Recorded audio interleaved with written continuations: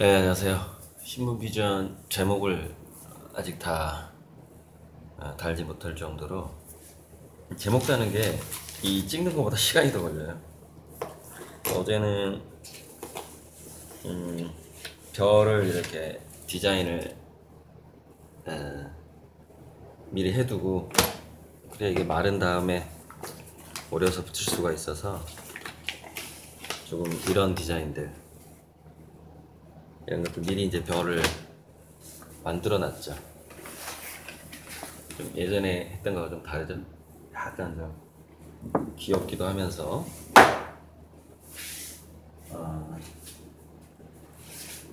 조금 야성미가 있는 이런 별들까지.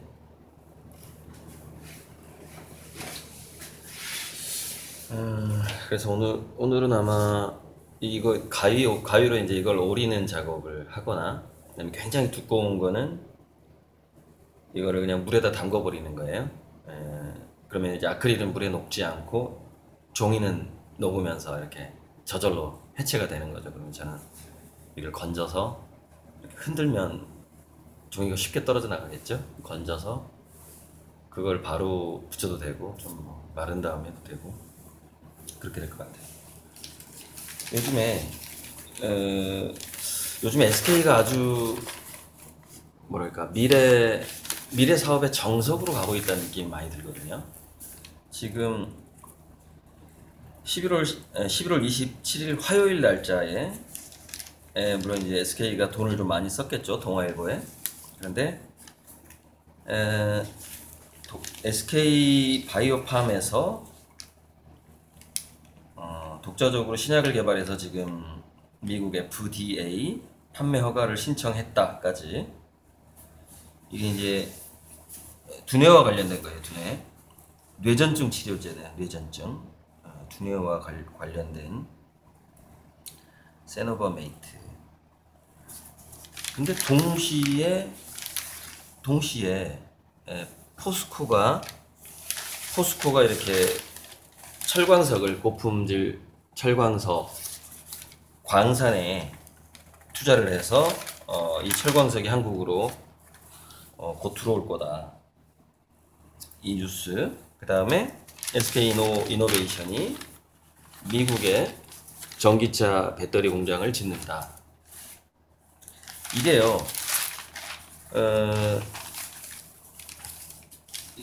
제가 이제 원천적인 부에 대해서 공부를 하면서 생명, 그다음에 물질, 그다음에 창의성, 이거 세 가지거든요.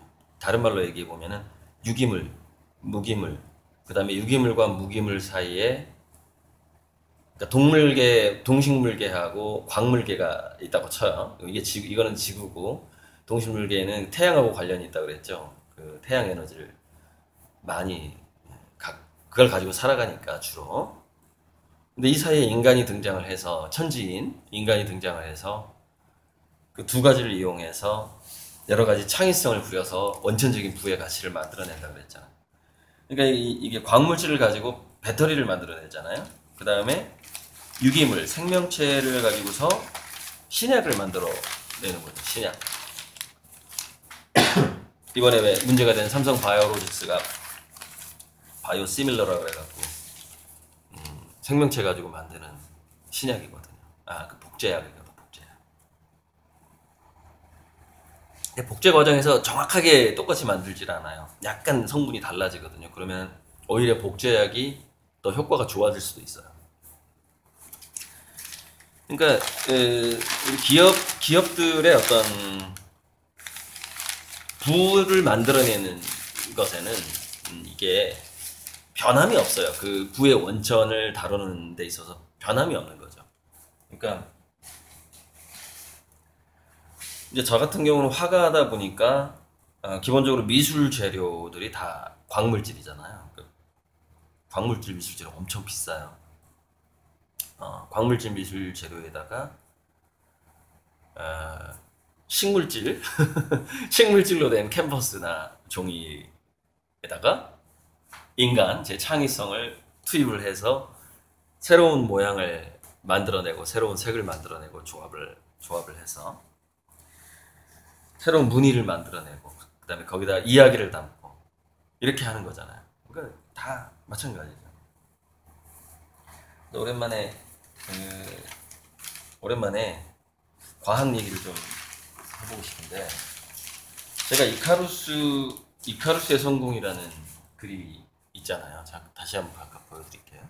제가 태양을 그리고 있어요. 이카루스 성공 시리즈를 하고 있는데, 되게 재밌는 공식성을 하나 발견했는데, 그 동시에 뭔가가 서로 짜맞추지도 않았는데 동시에 일어나는 그 우연한 현상들, 그때 아주 신비한 현상들. 그게 이제 우리 인간의 두뇌들이 서로 다 연결돼 있다라는 그런 뜻이기도 하거든요. 공시성이란 말이 아마 칼 융이 했던 말인 것 같아요. 그런데 제가 이카루스의 태양 그림을 좀 그려야 되겠다라고 생각했던 시점이 미국 나사에서 태양 탐사선을 발사한 시점이랑 거의 같았어요. 파커라는 태양 탐사선인데, 제가 이걸 2018년 7월달 신문을 안 봤거든요. 그러니까 이 파커라는 거에 대해서 모르고 있었어요. 근데 저 이카루스 성공이란 그림을 그리고 리스람복에 선물을 하고 며칠 후에 다큐멘터리를 우연히 보게 된 거예요. 이 태양 탐사선에 대해서. 저게 선물이 되고 나서 2018년 11월 3일 날 태양의 드디어 목표 지점에 도착을 한 거예요. 11월 3일 날. 제가 그림을 준 시점이 아마 그 즈음인 것 같은데, 그래서 이제 파커가 태양 가까이, 수성보다 더 가까이, 훨씬 가까이 태양의 그 코로나를 관찰할 정도까지,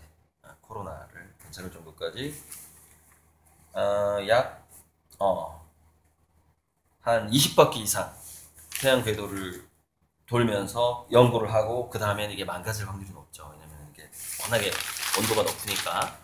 이 두 번째 그림을 보면, 이 빨간색 궤도가 이제 이 파커가 돌게 될 궤도예요. 이렇게 태양 주변을 이렇게 돌아서 계속 태양을 관찰하게 되는 거죠. 근데 이게를 파커의 그 부품 중에서 가장 중요한 게 뭘까요, 여러분? 열을 견디는 내열판이에요, 내열판. 이게 왜냐면은 최대 6000도를 견뎌야 되기 때문에. 그래서 내열판을 이제 주로 탄소가 많이 들어가죠. 탄소가 많이 들어가는데, 이 내열판을 테스트를 하기 위해서 프랑스에 있는 태양광을 엄청나게 이제 거울 같은 걸로 태양광을 모아서 한 곳에 이렇게 포커스하게 되는 그 실험실이 있더라고요. 거기서 태양광이 모아져서 만드는 온도가 3500도래요. 그래서 이제 그 3500도에서 일단은 실험을 하는 거죠. 근데 이게 3500도는 충분히 이제 내열판이 견딘 거예요. 그래서 이제 몇 도까지 견딜지 몰라요, 이 파커가. 왜냐면 지구상에서 테스트해 볼 수 있는 최고의 온도가 3500도니까. 근데 태양은 이제 6000도가 훨씬 넘을 확률이 높죠. 그래서 얼마나 태양을 이제 더 연구를 할지 모르겠는데, 이렇게까지 인간이 태양을, 이게 여기 보면은 보세요. 카피가 태양의 왕관을 만지러 간다예요. 코로나. 그 왕들의 왕관 자체가 태양의 그 코로나에서 왔을 가능성이 아주 높습니다. 이게 불을 의미하거든요. 우리 뭐 신라의 금관이라든가 막 이렇게 백제의 뭐 금관 보면 이렇게 불이 이글이글 타오르는 듯한 문이 생각나세요? 예. 그게 인류가 태양신을 너무 오랫동안 섬겼기 때문에 신으로 왕은 태양의 아들이라고 생각을 했었고, 그 전통이 우리한테도 남아있는 게 왕관으로 남아있는 거예요. 어쨌건 그래서 이거를 제가 그 이카루스의 성공을 리스람복에 주면서 제가 뭐라고 했냐면, 저 태양을 자꾸 만지라고 그랬어요. 이렇게. 왜냐면은 이카루스가 태양을 한번 만져보려다가 실패한 사람이거든요. 신화 속에서 날개가 다 녹아서. 근데 파커는 뭐 거의 5,000도 정도를 견디는 옷을 입고 간 거예요. 태양에 가가지고 코로나가 오는 것을 직접 탐사하겠다는 거예요. 태양을 만지겠다는 얘기거든요. 그리고 결국 태양 속으로 들어가서 최후를 맞이하겠죠. 그래서 인간이 태양을 만졌다라고 볼 수 있는 날짜가 2018년 11월 3일인 거예요. 그리고서 2024년까지 계속해서 이제 여러 번 돌게 되는 거죠. 이게 2024년에 끝날지 아니면 2030년까지 계속 돌지 모르겠어요. 이제 도는데 시간이 걸리니까. 그래서 이게 공시성이에요. 그러니까 제가 태양의 코로나를 그리고 싶다는 생각을 했었는데 본격적으로 그것을 이카루스의 성공이라는 제목으로 그리기 시작했던 때가 바로 나사에서 파커를 발사한 그때하고 너무 일치해가지고 그게 아마 하루 이틀 차이가 안 날 수도 있고 정확하게 동일한 날짜일 수도 있어요. 그 생각이 난 게. 이런 게 정말 그 사람들의 두뇌가 서로 연결돼 있다라는 그런 게 정말 맞는 것 같아요. 이거는 기념으로 벽에 이 파커의 이미지는 붙여놔야 될 것 같고요. 또 하나 재미있는, 오늘 과학 얘기 나오니까 이게 길어지네. 재미있는, 그러니까 장수하는 생명체들이 인간하고 범고래가 아주 대표적인데, 한 나이 50쯤 됐을 때 폐경이 온단 말이죠. 근데 폐경이 오고 나서 계속해서 아들이나 손주, 손녀를 돌보는 그런 행동을 해요. 그러니까 할머니 효과죠. 할머니가 손주를 돌보면은 더 건강하고 더 오래 살거든요. 물론 골병 들게 돌보지 않는다는 조건 하에. 그런데 왜 일찍 인간하고 대부분의 동물은 죽기 직전까지 출산을 하고 마지막 출산을 하고 죽거든요. 근데 인간이나 이 범고래는 출산 전에 거의 30년 동안의 이 폐경기 동안에 아주 왕성한 활동을 해요. 할아버지들이. 참 할아버지는 할머니랑 틀리구나. 할아버지는 폐경을 안 하니까. 할아버지는 나이 들어서도 실제 번식 행동을 할 수가 있으니까 좀 다른 문제죠. 그러니까 할머니의 문제인데 이게 유전자적으로 이기적인 유전자의 관점에서 자기가 직접 생산을 하는 것보다는 자기 며느리를 돕는 게, 자기 딸을 돕는 게 더 건강한 유전자를 미래에 퍼뜨릴 수 있는 그 이익을 이 할머니들이 본능적으로 느끼는 것이다 라는 것이 최신 가설이었어요. 여기까지는 제가 공부를 했어요. 여기까지는 공부를 했는데 새로운 가설이 나온 거예요. 이번에 새로운 가설이 뭐냐면 생식 갈등 가설이라는 건데, 이제 더 조사를 해보니까 나이 든 암컷이 낳은 새끼하고 그 암컷의 딸이 낳은 새끼가 이제 동시에 나오잖아요. 예전에도 보면은 삼촌하고 조카가 이렇게 나이가 역전되기도 하죠. 할머니도 막내를 낳고 큰아들도 아들을 낳고 하면 이게 조카가 더 나이 많은 경우 있잖아요. 이제 그런 경우가 생긴다는 거죠. 그런데 동물계에서는 나이든 어미가 낳은 새끼가 사망 위험이 1.7배가 높다는 거죠. 그러니까 환경 적응력이 떨어지는 거예요. 아무래도 더 나이 들어서 애를 낳게 되면. 젊은 딸이나 며느리가 이제 이렇게 애를 낳으면 얘가 더 적응을 잘하고, 또 예전에 야생의 세계에서는 어떻게 하죠? 나이대가 비슷하면 어떻게 하죠? 먹이 경쟁을 하잖아요. 그 다음에 서열 경쟁을 하죠. 근데 아무래도 젊은 개체가 낳은 애가 얘를 그러니까 나이 든 엄마한테 나온 애가 밀리는 거죠. 그래서 사망률이 얘가 1.7배가 높다는 거죠. 더 생존을 잘한다는 거죠. 이게 이제 생식 갈등설인데, 그러니까 할머니 가설, 자식을 돌보기 위해서 그러니까 젊은 개체가 난 애를 돌보기 위해서 스스로 폐경을 먼저 한다. 그것도 이유이긴 하지만 자기가 폐경을 하지 않고 애를 낳으면 얘가 사망 확률이 높다. 그것을 아주 오랜 세월 그것을 느끼다 보면 어느 정도 나이가 되면 나는 그만 놔야 되겠구나 라는 판단을 하게 되고 그런 생각을 계속 하다 보면 그게 또 DNA에 영향을 미치게 되거든요. 그래서 폐경이 조기에 오게 되는 것이죠. 그래서 그 할머니 가설 이후에 생식 갈등 가설 때문에 생식을 포기하게 됐다. 오래 산 그 할머니 암컷이. 그래서 이 과학 기사의 주제는 사람과 범고래는 왜 중년에 폐경을 할까라는 과학 기사였어요. 그러니까 더 자세히 보고 싶으면 이 기사를 검색하면은 이 과학 기사가 뜰 거예요. 자, 오랜만에 그 한겨레 신문에서 제가 동아일보를 보는 이유가 과학 동화에서 이슈가 되는 과학 스토리가 동아일보에 공유가 되거든요. 아주 중요한 것만.